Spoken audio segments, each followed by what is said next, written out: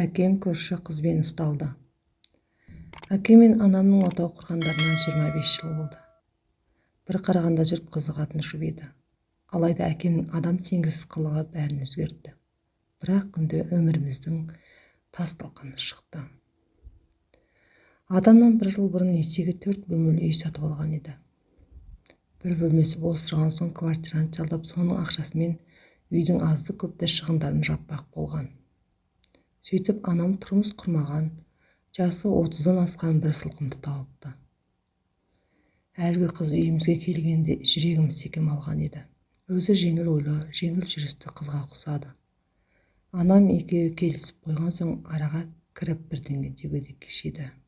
Біраз уақыттан кейін әкем екеуінің ас бөлмесінде жиі отыратынын байқай бастадым. Әдетте дастарханның басына әрең келетін әкемді аз үйден шығара алмай қойдық. Аяқ асты шайқор бола қалыпты. Тіпті отбасымызбен түстеніп отырғанда да сол қызды әңгіме етіп жүрген жерінде есімін аузынан түсірмейтін болды. Сол кезде ақ әкемнің ол қызға көңілі бұрғанын сездім. Онымен бұл туралы сөйлесуге де дауламаған едім. Бір күні оқудан үйге келсем, анам үйде шырылдап жылап отыр екен. Сөйтсем жұмыстан әдеттегіден ерте келіп, әкемді сол квартираны қызбен ұстап алған екен.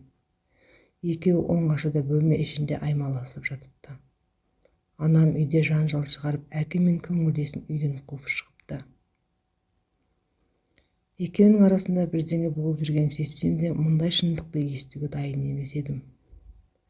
Аспан айналып жерге түскендей алай-дүлей кештім. Ол оқиғадан кейін аз ғана уақыт өтті.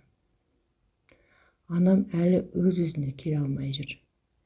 Естуімше, әкем қазір ол қызбен қатынасын үзіпті. Десе де анам оның опасыздығын кешіре алмады. Кешірмейтін де сияқты.